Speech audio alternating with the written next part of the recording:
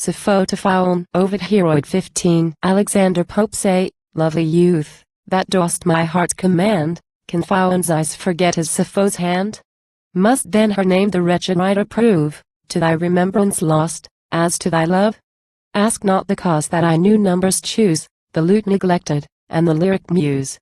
Love taught my tears in adder notes to flow, and chinned my heart to elegies of woe. I burn, as when through ripened corn by driving winds the spreading flames are born.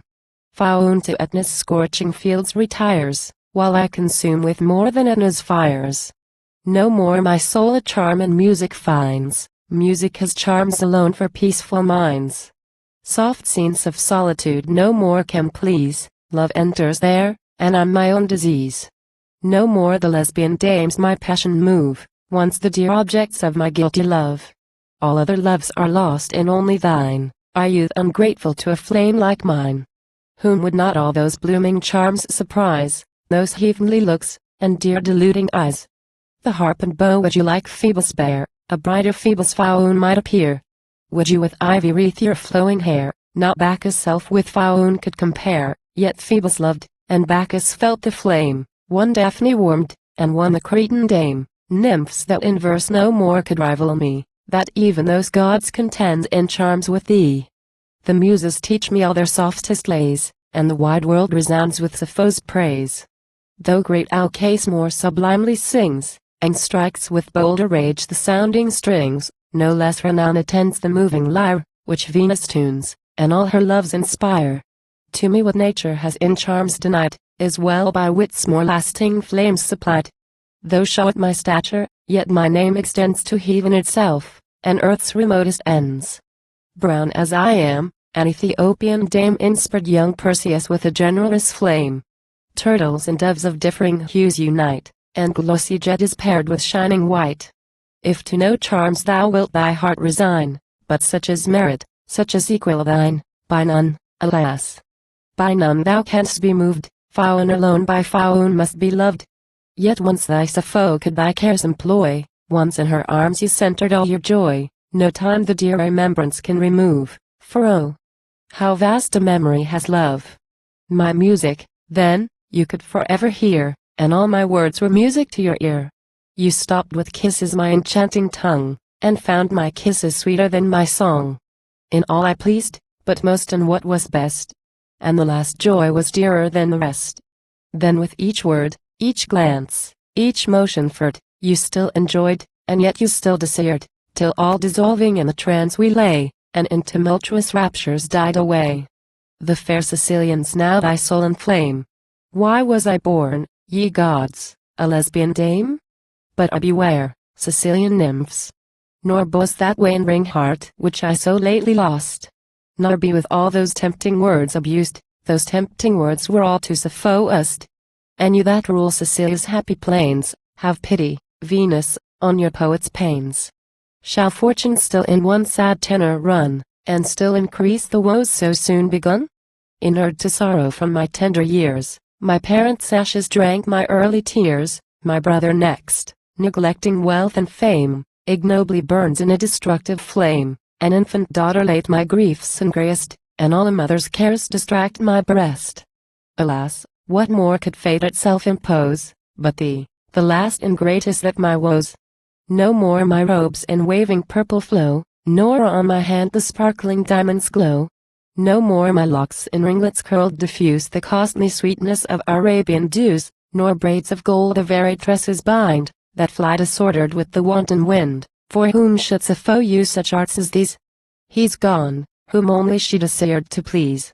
Cupid's light darts my tender bosom move, still is there cause for Sappho still to love. So from my birth the sisters fixed my doom, and gave to Venus all my life to come.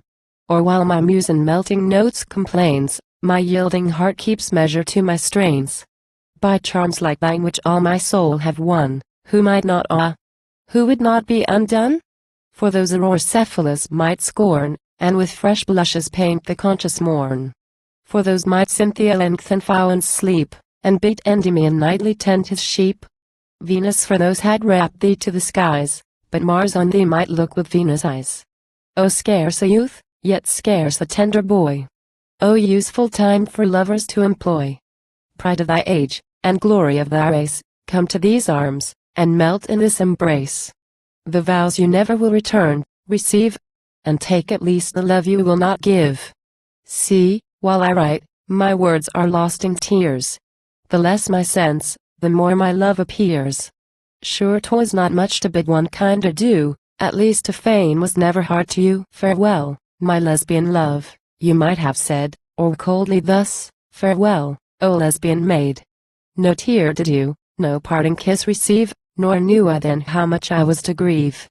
No lover's gift your Sappho could confer, and wrongs and woes were all you left with her. No charge I gave you, and no charge could give, but this, be mindful of our loves, and live.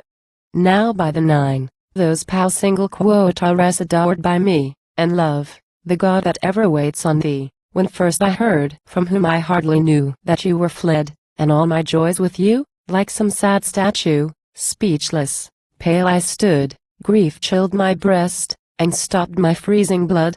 No sigh to rise, no tear had power to flow, fixed in a stupid lethargy of woe, but when its way this impetuous passion found, I rend my tresses, and my breast I wound, I rave, then weep, I curse, and then complain, now swell to rage, no melt in tears again. Not fierce or pangs distract the mournful dame, whose firstborn infant feeds the funnel flame. My scornful brother with a smile appears, insults my woes, and triumphs in my tears. His hated image ever haunts my eyes, and why this grief? Thy daughter lives, he cries. Stung with my love, and furious with despair, all torn my garments, and my bosom bare, my woes, thy crimes, I to the world proclaim. Such inconsistent things are love and shame.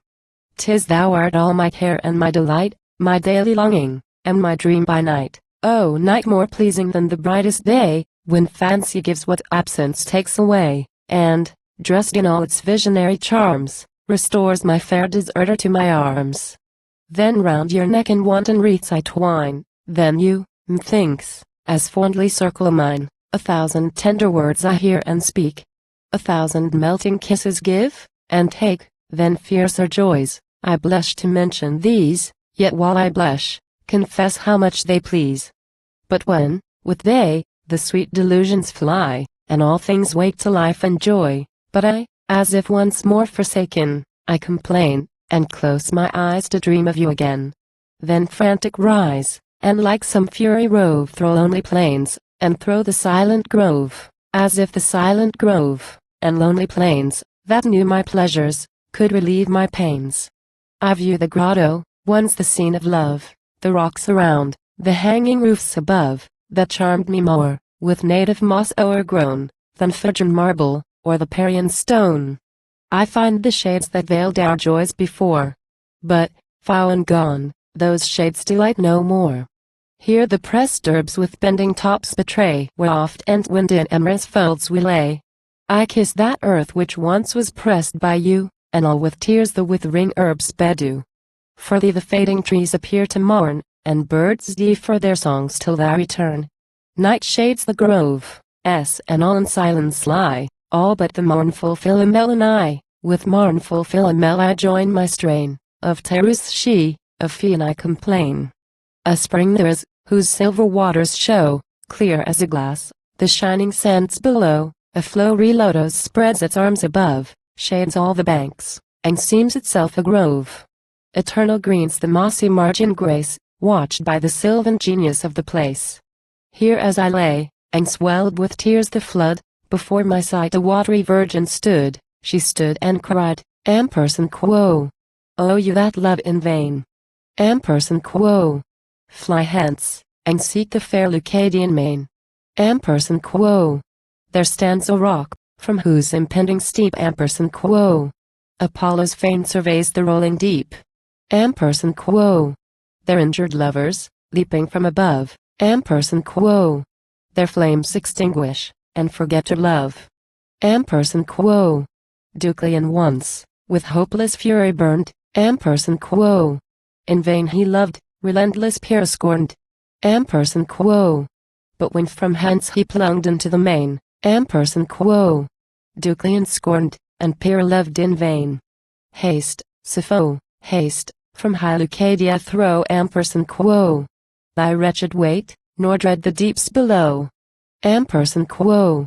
She spoke, and vanished with the voice. I rise, and silent tears fall trickling from my eyes. I go, ye nymphs, those rocks and seas to prove how much I fear, but ah, how much I love. I go, ye nymphs, where furious love inspires.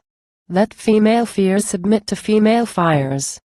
To rocks and seas I fly from Phaon's hate, and hope from seas and rocks a milder fate. Ye gentle gales, beneath my body blow, and softly lay me on the waves below. And thou, kind love, my sinking limbs sustain, spread thy soft wings, and waft me o'er the main, nor let a lover's death the guiltless flood profane. On Phoebus' shrine my harp I'll then bestow, and this inscription shall be black below. Ampersand quo. Hear she who sung, to him that did inspire, ampersand quo. Sappho to Phoebus consecrates her lyre. Ampersand quo. What suits with Sappho, Phoebus, suits with thee. The gift, the giver, and the god agree. Ampersand quo. But why, alas, relentless youth, ah why to distant seas must tender Sappho fly? Thy charms than those may far more powerful be, and Phoebus' self is less a god to me. Ah! Canst thou doom me to the rocks and sea, O far more faithless and more hard than they? Ah! Canst thou rather see this tender breast dashed on these rocks than to thy bosom pressed? This breast which once, in vain, you licked so well, where love's played, and where the muses dwell. Alas! The muses now no more inspire, untuned my lute, and silent as my lyre, my languid numbers have forgot to flow, and fancy sinks beneath a weight of woe. Ye lesbian virgins, and ye lesbian dames, themes of my verse, and objects of my flames, no more your groves with my glad songs shall ring, no more these hands shall touch the trembling string. My Phaon's fled, and I those arts resign. Wretch that I am, to call that Phaon mine. Return, fair youth, return, and bring along joy to my soul, and vigor to my song. Absent from thee, the poet's flame expires. But ah! How fiercely burn the lover's fires. Gods! Can no prate single quo tires, no sighs, no numbers move one savage heart, or teach it how to love? The whence my prate single quo tires, my sighs, my numbers bear, the flying winds have lost them all in air. Oh when, alas! Shall more auspicious gales to these fond eyes restore thy welcome sails? If you return, ah why these long delays? Poor Sappho dies while careless Phaon stays. O launch thy bark, secure of prosperous gales. Cupid for thee shall spread the swelling gales. Ah you will fly, yet ah! What cause can be, too cruel youth, that you should fly from me? If not from Phaon I must hope for ease, ah let me seek it from the raging seas. To raging seas unpitied I'll remove, and either cease to live or cease to love.